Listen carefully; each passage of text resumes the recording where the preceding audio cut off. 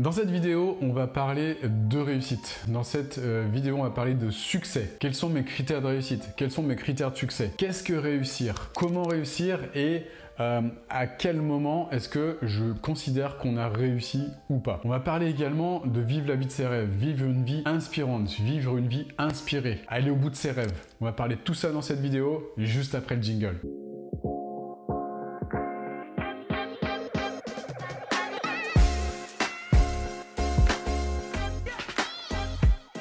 Alors, vivre une vie inspirante. Quels sont mes critères de succès, mes critères de réussite? Pourquoi je me pose cette question d'ailleurs? Je me suis posé cette question il n'y a pas si longtemps que ça, c'était hier, parce qu'actuellement, je suis en train d'écrire un livre qui va sortir dans quelques mois. Et pour écrire ce livre, je me fais aider, je me fais coacher. Pourquoi? Parce que moi, je crois profondément au coaching et je suis intimement convaincu que pour faire une chose nouvelle, on doit impérativement se faire accompagner. Voilà, je referme la parenthèse. Et la personne qui m'accompagne dans cette rédaction de livre, elle me posait une question qui était la suivante. Olivier, quels sont pour toi, quels sont tes critères de succès, quels sont tes critères de réussite?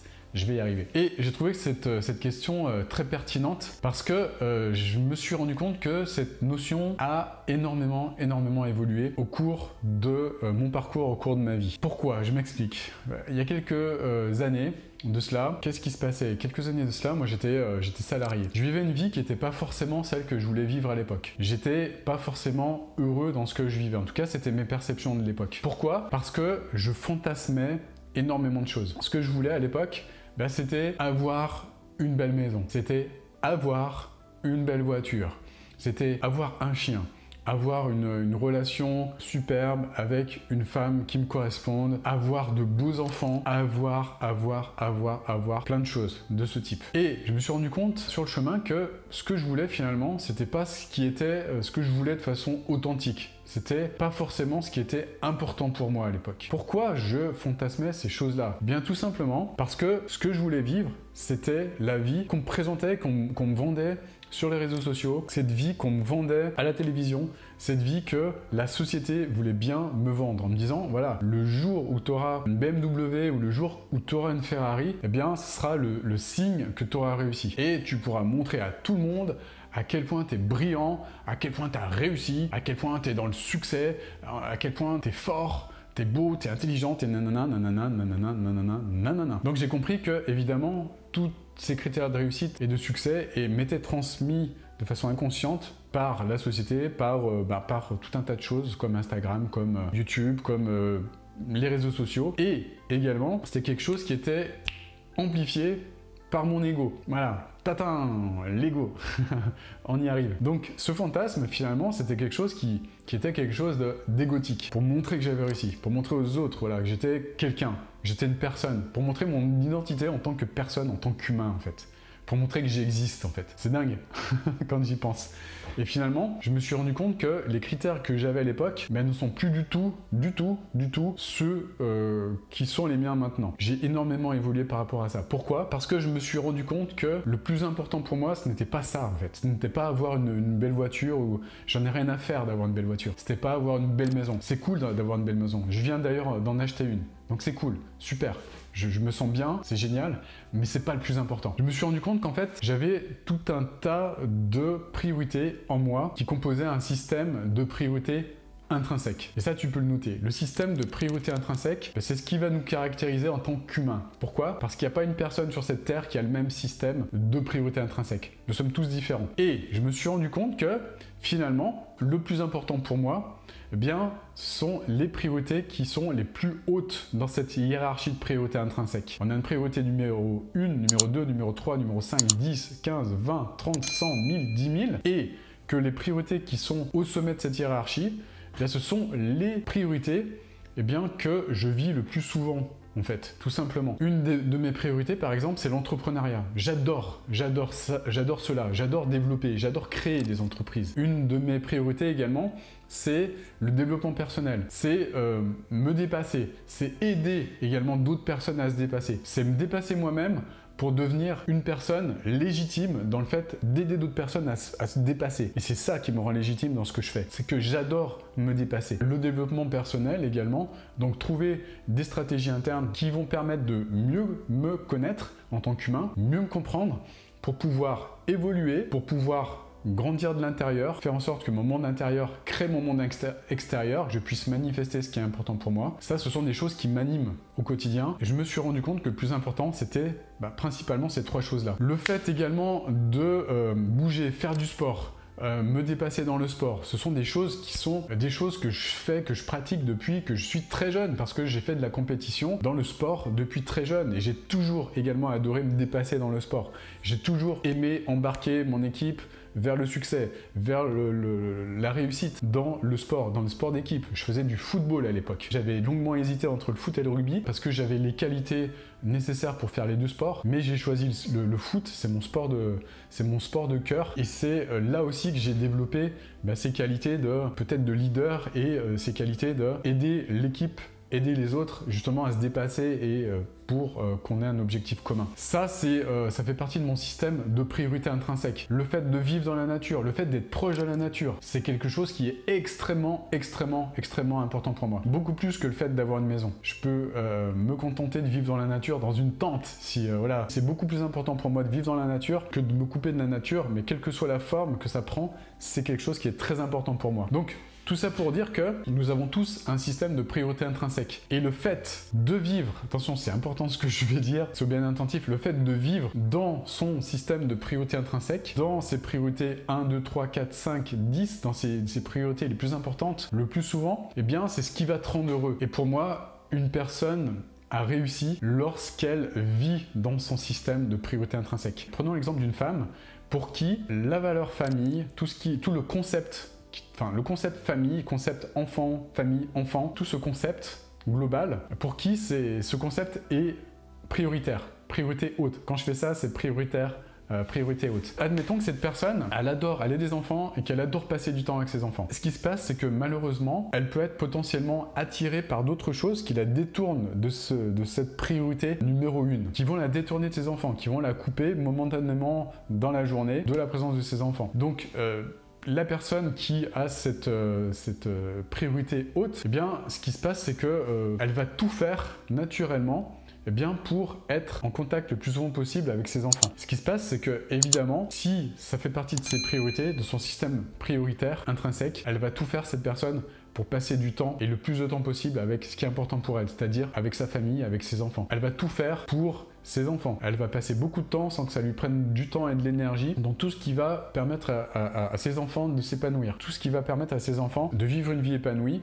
de grandir dans les meilleures conditions, de faire les meilleures études, etc., etc., etc. Donc, ce qui se passe, c'est que, en prenant cet exemple, ce que je veux te montrer, c'est que naturellement, cette personne, étant donné que ça fait partie de son système prioritaire, elle va le faire naturellement. Et la bonne nouvelle, c'est que, en vivant dans ses priorités, elle est déjà riche, en fait. Pourquoi ? Parce qu'elle fait le plus souvent les choses qui ont de l'intérêt pour elle, qui sont importantes pour elle.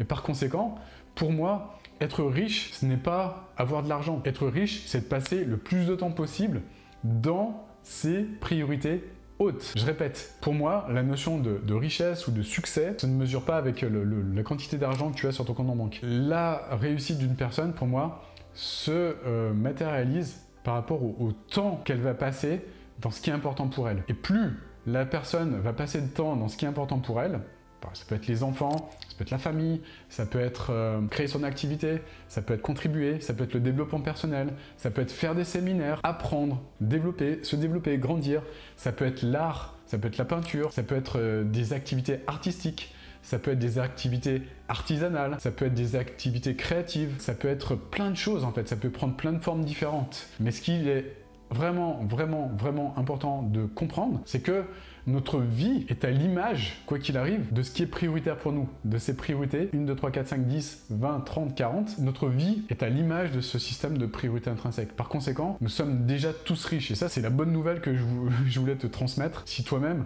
tu fantasmes des choses, et si toi-même, tu as envie réellement de vivre une évolution, qui n'est peut-être pas celle qui est la tienne de manière authentique. Et moi, c'est ce que je voyais pas à l'époque en fait. Ce que je ne voyais pas à l'époque quand je me disais le jour où je serai entrepreneur, je pourrais avoir la vie de mes rêves, je pourrais faire plein de choses, je pourrais m'acheter plein de choses, je pourrais m'acheter une maison, je pourrais m'acheter une voiture, un chien, un beau petit toutou tout mignon, hein, comme sur YouTube ou comme sur les réseaux sociaux. Je pourrais avoir de magnifiques enfants avec qui je pourrais passer de superbes moments, je pourrais avoir une femme avec qui voilà, je te l'ai donné, cette image que j'avais à l'époque. Et je me suis rendu compte que sur le parcours, ce qui était important pour moi, c'était autre chose en fait. C'était pas ça, c'était pas l'image qu'on te vend, c'était pas l'espèce de carte postale que la société essaye de te vendre, mais c'était ce qui me caractérisait. Et quand j'ai compris ça, j'ai compris que à l'époque déjà, quand j'étais pas bien content, j'étais pas aligné, je vivais déjà dans mon système de priorité intrinsèque. Pourquoi ?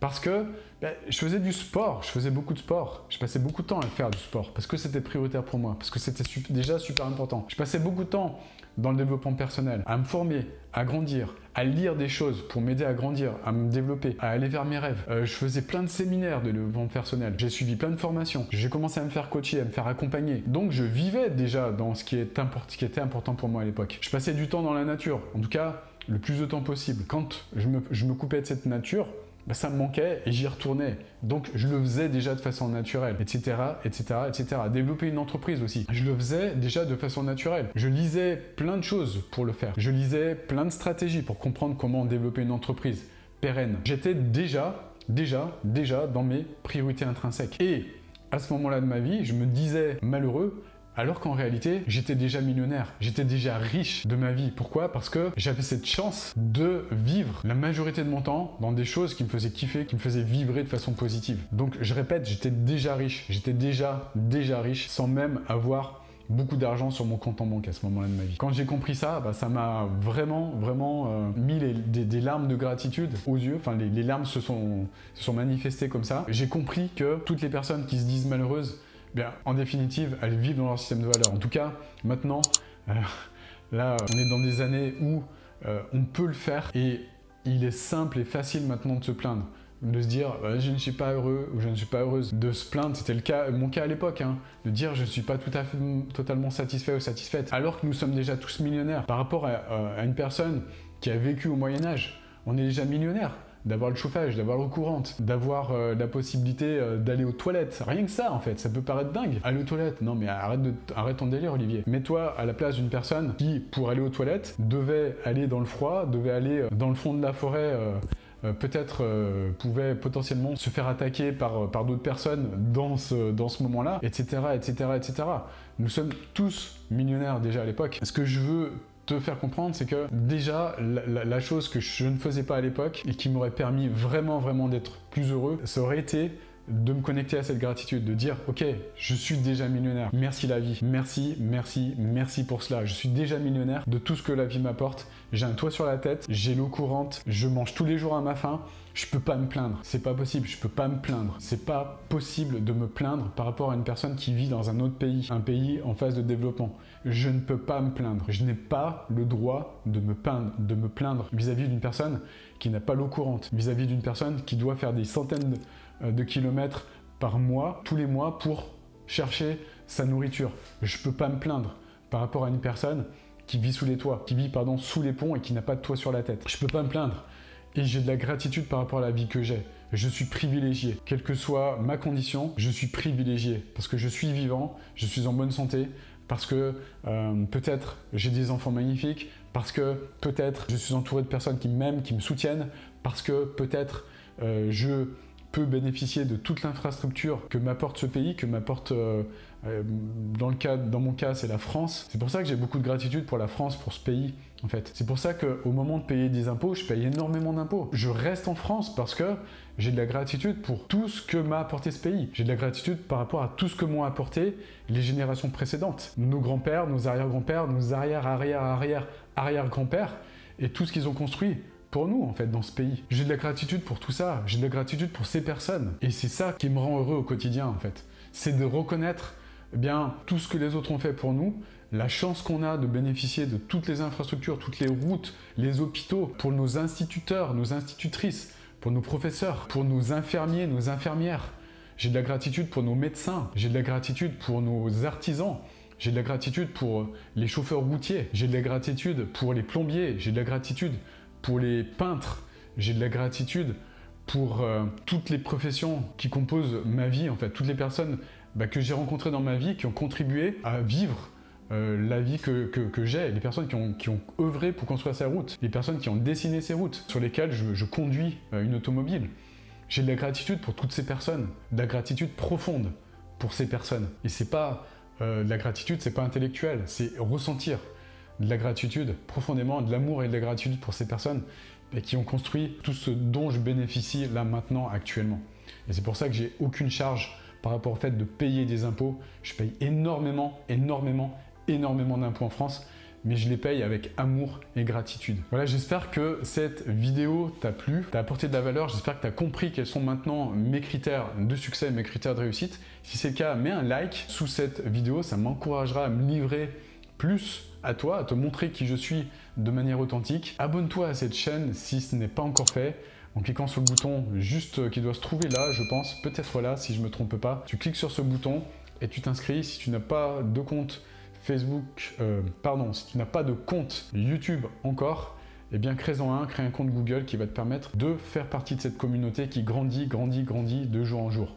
Gratitude d'ailleurs pour toutes les personnes qui font partie de mes abonnés. Voilà, en tout cas, je te souhaite une magnifique journée, je te dis à bientôt. Mets-moi en commentaire, mets-moi en commentaire ce que tu retiens sous cette vidéo. Je lis et je réponds à tous les commentaires, donc dis-moi ce que tu retiens et quels sont toi tes critères de succès, tes critères de réussite. Je te dis à bientôt pour une nouvelle vidéo. Ciao, ciao.